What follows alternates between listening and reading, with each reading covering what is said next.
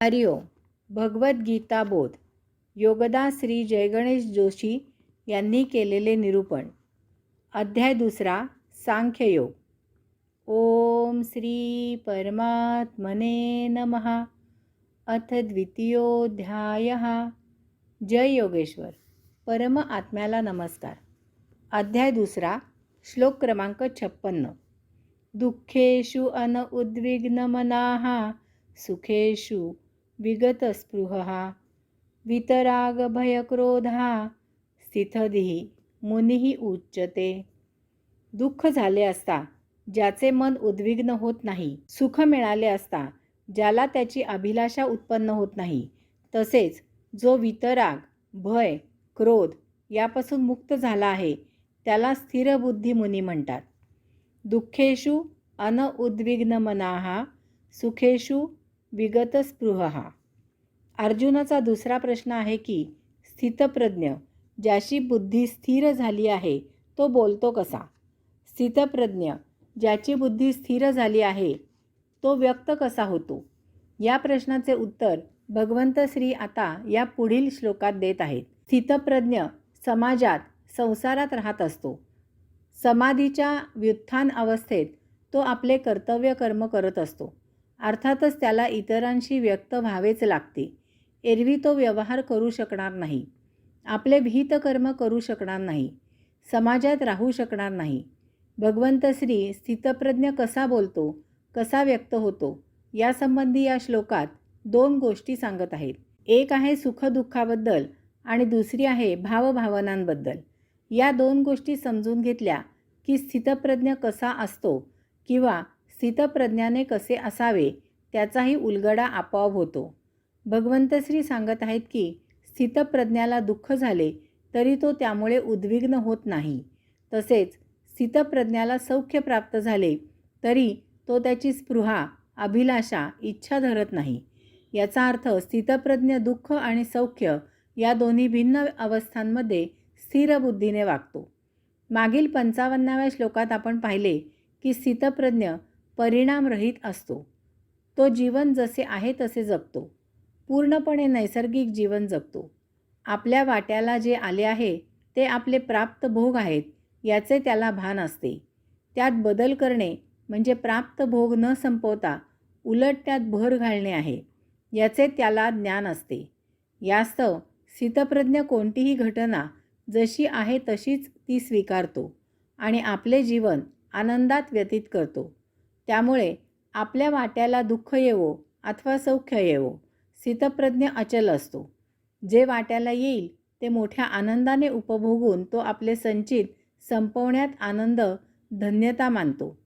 त्यामुळे तो दुःख झाले तरी उद्विग्न होत नाही, कारण ते दुःख उपभोगून ते संपवणे हाच एकमेव योग्य मार्ग आहे हे त्याला उमजलेले असते.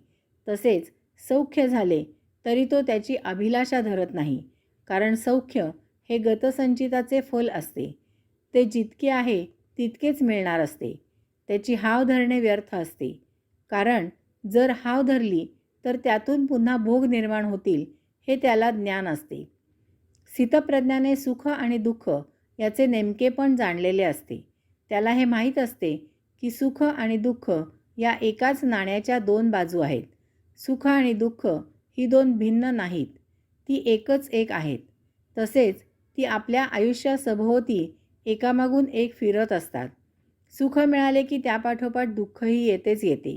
तसेच दुःख झाले की त्यापाठोपाठ सौख्य येतेच येते. मग पुन्हा दुःख येते, मग पुन्हा.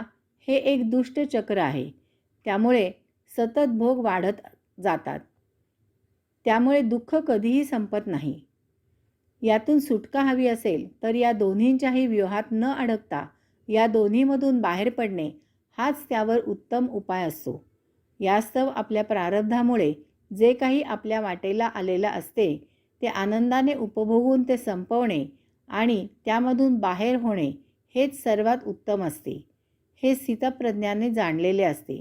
त्यामुळे तो दुःखाने व्याकुळ होत नाही की सौख्याने हुरळून जाऊन ते कायम टिकावे म्हणून त्याच्या मागे जात नाही. जे काही असेल ते उपभोगून संपवतो. जग म्हणजे एक द्वंद्व आहे. या जगतात प्रत्येक गोष्ट द्वंद्वावर चालत असते. पाप केले की ते पुसण्यासाठी पुण्य केले जाते. पुण्य केले आणि त्याचे सौख्य उपभोगायला मिळाले की त्याच्या आहारी जाऊन पाप केले जाते. चांगलं वाईट आणि वाईट चांगलं अशी पाठशिवण चालू असते. रात्र झाली की दिवस येऊ लागतो आणि दिवस झाला की रात्र होऊ लागते. बालपण संपून तारुण्य आणि मग प्रौढत्व आणि त्यापाठोपाठ वृद्धत्व येते. न्याय अन्याय, धर्म अधर्म, धैर्य भीती अशा अनेक विपरीत उदाहरणे देता येतील जी सतत घडत असतात. जग स्थैर्याकडे कधीही झेपावत नाही किंवा एखादी गोष्ट स्थिर राहत नाही. मौजेची गोष्ट म्हणजे अस्थैर्य नेहमी उलट बाजूकडे, विरुद्ध दिशेला, विपरीतपणाकडे धावत असते. माणसाची ही मानसिकता नेहमी दुःख नको अशीच असते. तो सतत सौख्याच्या मागे पळत असतो. दुःख वाट्याला आले की त्याची धावपळ उडते. या विश्वात कोणतीही गोष्ट टिकाऊ नाही हे सत्य तो विसरतो. तो प्राप्त दुःख उपभोगून संपवण्याऐवजी त्याच्या विपरीत म्हणजे सौख्य कसे मिळेल याच्या मागे लागतो. नेहमी सौख्याची अपेक्षा करतो. ते सौख्य मिळाले की त्याची हाव सुटते. ते कायम टिकावे एवढ्यावर न थांबता त्याला सतत वृद्धी कशी होईल याची काळजी तो वाहू लागतो. अशा वेळी नियतीचा नियम आपले कार्य सुरू करतो. त्यामुळे सौख्याच्या विपरीत दुःख वाट्याला येते. याचे तात्पर्य असे आहे की जेव्हा आपण सौख्याच्या मागे लागतो तेव्हा वास्तवात आपण दुःखाच्याच मागे लागलेले असतो. जेव्हा आपण सुखकारक गोष्ट करत असतो तेव्हाच आपण दुःखाचा पाया रचलेला असतो. प्राप्त दुःख किंवा सौख्य आपल्याला मुक्तीकडे नेत असते. ते उपभोगून संपवावे म्हणजे आपण भोगमुक्त होतो. परंतु मानव तसे वागत नाही. त्याला दुःख अजिबात नको असते. दुःख भगवंत श्रींकडून मुद्दामून मागून घेणारी एखादीच कुंती माता असते. बहुतेक करून सर्वजण दुःख वाट्याला आले की ते स्वीकारून उपभोगण्याऐवजी ते दूर सारण्यासाठी सुख मिळवण्याच्या मागे लागतात. त्यामुळे विपरीत ते घडते. दुःखाचे न भोगलेले संचित तसेच राहते आणि हव्यासाने मिळवलेल्या सुखाचे नवीन भोग मात्र निर्माण होतात. माणूस दुःख निवारणासाठी ते उपभोगून संपवण्याऐवजी ते नष्ट करण्याचा प्रयत्न करतो किंवा दुःखातून बाहेर पडण्यासाठी माणूस सुखाच्या मागे लागतो. हीच माणसाच्या जीवनाची मोठी शोकांतिका आहे. त्यामुळे तो सुखदुःखाच्या फेऱ्यात फिरत राहतो. त्यामुळे जन्ममृत्यूच्या फेऱ्यात अडकतो. माणसाने नेहमी मध्यावर जीवन जगावे म्हणजे मुक्तीच्या मुक्कामी जाता येते. मुक्कामाच्या अलीकडे राहणे म्हणजे दुःख असते. ते विना तक्रार उपभोगून मध्यावर यावे. परंतु माणूस तसे करत नाही. तो दुःख न उपभोगता सुखाची गाडी मध्याच्याही पलीकडे नेतो आणि भोगाचे संचित वाढवतो. समजा आपल्याला पुण्याहून रत्नागिरीला जायचे आहे. रत्नागिरी आली तरीही गाडीच्या प्रवासाची मजा येते. म्हणून जर आपण तसेच गाडी चालवत राहू तर आपण रत्नागिरीच्या पलीकडे निघून वेगळ्याच मुक्कामाला पोहोचू. सुख आपल्याला असेच भलत्याच मुक्कामाला घेऊन जाते. त्यामुळे आपली जीवनाची गाडी भरकटते. स्थितप्रज्ञ जाणतो की सुखदुःख या केवळ भावना आहेत. त्या वास्तव नाहीत. वास्तव त्रिकालाबाधित सत्य असते. ते बदलत नाही. परंतु सुखदुःख बदलत असते. ते एकमेकातही बदलत असते. एक सुप्रसिद्ध गोष्ट सांगितली जाते. साळू आणि बाळू एकमेकांचे शेजारी राहत असत. दोघांची परिस्थिती खाऊन पिऊन सुखी अशी बेताची होती. दोघेही संसारापुरते कमावून जे मिळेल त्यात मोठ्या आनंदात राहत असत. एक दिवस साळूने लॉटरीचे तिकीट खरेदी केले. तो बाहेर गेलेला असताना त्याच्या पत्नीने वर्तमानपत्रात त्या तिकिटाला बक्षीस मिळाल्याचे पाहिले. चक्क 10 लाखाचे बक्षीस मिळाले होते. तिला आपला नवरा कमकुवत मनाचा, कमकुवत हृदयाचा आहे हे माहीत होते. आयुष्यात 2,000 रुपये पगारापेक्षा जास्त रक्कम न पाहिल्यामुळे एकदम 10 लाख रुपयांचा धक्का त्याला सहन होणार नाही असे तिला वाटले. म्हणून तिने शेजारी राहत असलेल्या बाळू भाऊजींना यावर काहीतरी मार्ग काढायला सांगितले. हुशार बाळू म्हणाला की आपण साळूला प्रथम 2 लाख मिळाल्याचे सांगू. तो धक्का त्याने पचवला की मग हळूहळू रक्कम वाढवत नेऊ. साळू घरी आल्यावर बाळूने त्याच्याजवळ थोड्या इतर गप्पा मारल्या आणि मग तो त्याला म्हणाला, साळू मित्रा, तू जे लॉटरीचे तिकीट खरेदी केले होतेस त्याला 2 लाखाचे बक्षीस मिळाले आहे. साळूचा यावर विश्वास बसेना. आयुष्यात 2,000हून जास्त रक्कम न पाहिलेल्या साळूला खूप आनंद झाला. त्या आनंदाप्रित्यर्थ तो बाळूला म्हणाला की बाळू, मित्रा, खरोखरच जर मला 2 लाख रुपये बक्षीस म्हणून मिळाले तर मित्रा, मी तुला त्यातील 1 लाख रुपये देईन. ते ऐकून बाळू हृदयविकाराच्या झटक्याने खाली कोसळला. सुखदुःख बदलते असते, ते एकमेकातही बदलत असते. दारू पिणे, तंबाखू खाणे किंवा ओढणे हे वास्तविक क्लेशकारक आहे, दुःख देणारे आहे. परंतु अनेक जण त्याची सवय करून घेऊन ते सौख्यकारक करून घेतात. म्हणजे दुःख हे सुखकारक मानतात. सकाळी सूर्योदयापूर्वी उठणे हे सौख्यकारक, आरोग्यकारक आहे. परंतु अनेक जण लवकर उठावे लागते म्हणून दुःखी असतात. म्हणजे सुख हे दुःखदायक मानतात. अशी अनेक उदाहरणे देता येतील. यास्तव स्थितप्रज्ञ सुख किंवा दुःख या दोन्हीही वेळी स्थिर असतो. दुःखाने तो उद्विग्न होत नाही किंवा सुखाने हुरळून जात नाही. वीतराग भयक्रोधा स्थितधीः मुनिः उच्यते. स्थितप्रज्ञ बोलतो कसा, व्यक्त कसा होतो, याबद्दल भगवंत श्री सांगत आहेत की वितराग, भय, क्रोध यापासून स्थितप्रज्ञ मुक्त असतो. वितराग म्हणजे भावभावना. भावभावना झाल्या की माणूस त्याच्या उमाळ्याने दुःखी किंवा हर्षोन्मादाने सुखी होतो. मनुष्याला एखाद्या गोष्टीचे भय वाटते, भीती वाटते. तसेच त्याला क्रोध येतो, तो रागावतो. घटना मनाविरुद्ध झाली की माणूस क्रोधी होतो. स्थितप्रज्ञ या सर्वांच्या अतीत गेलेला असतो. तो अशा भावनांचे वेळी स्थिर असतो, शांत असतो. पंगत संगत झाल्याशिवाय माणूस ओळखू येत नाही. तेव्हा उतावीळ होऊन कोणाबद्दलही कधीही मत तयार करू नये. दुसरी महत्त्वाची गोष्ट म्हणजे भावना तात्पुरत्या असतात, त्या सतत बदलत्या असतात. समोर आलेली व्यक्ती त्यावेळच्या कामापुरती ओळखावी, तेवढ्यापुरता व्यवहार करावा. त्यापासून कोणाबद्दल कसलेही कधी मत करून घेऊ नये. मत झाल्यास ते व्यक्त तर कधीही करू नये. भावनेच्या आहारी जाऊ नये. वरवर प्रत्येकजण चांगलाच असतो, परंतु त्याच्या अंतरंगात गेल्याशिवाय कोणीही नीट ओळखता येत नाही. काय भुललासी वरलिया रंगा हे लक्षात असू द्यावे. ज्या विषयाची भीती वाटते त्याबद्दल निर्भय होण्यापेक्षा अभय होण्याकडे कटाक्ष ठेवावा, तोच उपयोगी होतो.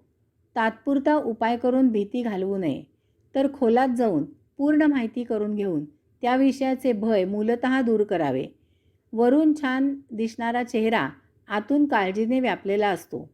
वरवर थंड शांत दिसत असलेला चेहरा आतून क्रोधाने धुमसत असतो. क्रोध यावा असे जगात काहीही घडत नसते. जे घडते तो नियतीचा खेळ आहे हे समजून घ्यावे. आपल्याला पटले नाही तर तेथून दूर व्हावे. क्रोध येणे हे आपल्या कमकुवतपणाचे लक्षण असते. कोणीतरी आपली खोडी काढावी आणि आपण क्रोधाने तापावे, धुमसू लागावे, आरडाओरडा करावा, तमाशा करावा, लोकांची करमणूक करावी वगैरे. याचा अर्थ समजून नीट ध्यानात घ्यावा. आपल्याला क्रोध आणायची किल्ली कोणाच्या तरी हातात असणे हा आपला कमीपणा आहे. कोणीतरी बटण दाबावे आणि आपण त्याच्या मर्जीने त्याच्या करमणुकीकरता क्रोधी होऊन विदूषक व्हावे, हे आपल्या बुद्धीचे दिवाळे निघाल्यासारखे असते. यावर उपाय करावा, परंतु त्यासाठी त्यामागील अध्यात्म समजून घ्यावे. सुख, दुःख, राग, भीती, क्रोध इत्यादी या आपल्या अंतर्यामी अगोदरच असलेल्या गोष्टी आहेत.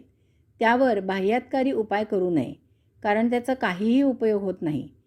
आपल्या आत सुखदुःख, राग, भीती, क्रोध इत्यादी या सर्व गोष्टी मुळातच असतात. काहीतरी निमित्त होते आणि त्या बाहेर येतात. अशा वेळी आपल्याला वाटते की अमक्यामुळे अमुक घडले, म्हणून आपल्याला सुख, दुःख, राग, भीती, क्रोध इत्यादी या गोष्टींचा त्रास झाला. मग यातून बाहेर पडायला आपण बाह्य उपचार सुरू करतो. येथेच सर्व घोटाळा होतो. ज्या गोष्टी आपल्या अंतरंगात आहेत त्या बाह्य उपायांनी शांत होत नाहीत. एखाद्या घटनेचा सुख, दुःख, राग, भीती, क्रोध इत्यादी परिणाम नसतो, तर आपल्याला त्रास होण्यामागे आपल्या आत सुख, दुःख, राग, भीती, क्रोध इत्यादी असलेला आपला स्वभाव कारणीभूत असतो. सुख, दुःख, राग, भीती, क्रोध इत्यादी हा आपला स्वभाव आहे. तेच आपल्या वर्तणुकीचे कारण आहे. हे नीट जाणून घ्यावे.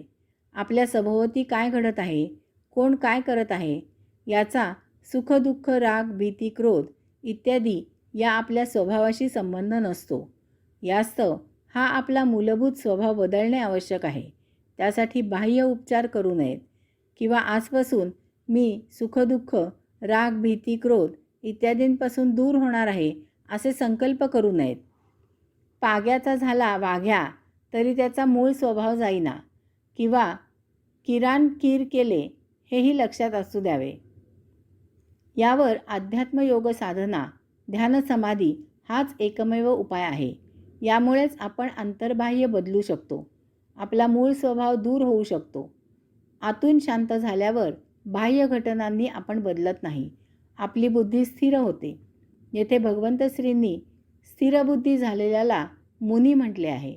याचा संबंध मागील श्लोकातील मनोगतम याच्याशी आहे. तेथे निरूपण केलेला स्थितप्रज्ञाचे एक लक्षण म्हणून सांगितलेला अर्थ ध्यानी घ्यावा. अध्यात्मयोग साधना, ध्यान समाधी यामुळे मनाने शांत व्हावे, मनातीत व्हावे, सर्व काही समजून उमजून योग्य तेच करावे. भगवंत श्रींनी या श्लोकात सांगितले आहे की दुःख झाले असता ज्याचे मन उद्विग्न होत नाही, सुख मिळाले असता ज्याला त्याची अभिलाषा उत्पन्न होत नाही, तसेच जो वितराग, भय, क्रोध यापासून मुक्त झाला आहे त्याला स्थिरबुद्धी मुनी म्हणतात. जीवन जगत असताना, देह जीवित ठेवत असताना तो सौख्यात जगावा असेच सर्वांना वाटत असते. कोणालाच दुःख किंवा पीडा नको असते. प्रत्येकाला सौख्य हवे असते. मोठी मौजेची गोष्ट म्हणजे आयुष्य जगत असताना दोन्ही गोष्टी मिळत असतात. यातील फक्त एकच गोष्ट कधीही कोणाला मिळू शकत नाही. ही वस्तुस्थिती समजून जाणून घ्यावी. तसेच याचबरोबर हेही महत्त्वाचे जाणावे की सुख किंवा दुःख या भावना आहेत, ते मानसिक आहे. त्या एकाच नाण्याच्या दोन बाजू आहेत. कधी छाप तर कधी काटा हे चालायचेच. त्यात सुखदुःख, राग, भीती, क्रोध इत्यादी काही मानायचे कारण नाही. ही सृष्टीलीला आहे. हे आयुष्याचे एक अंग आहे. त्याचा स्वीकार करावा. मनाने समजून उमजून स्वीकार करावा. येईल त्या परिस्थितीत जास्तीत जास्त सदा सर्वदा आनंदी राहावे. हरिओम.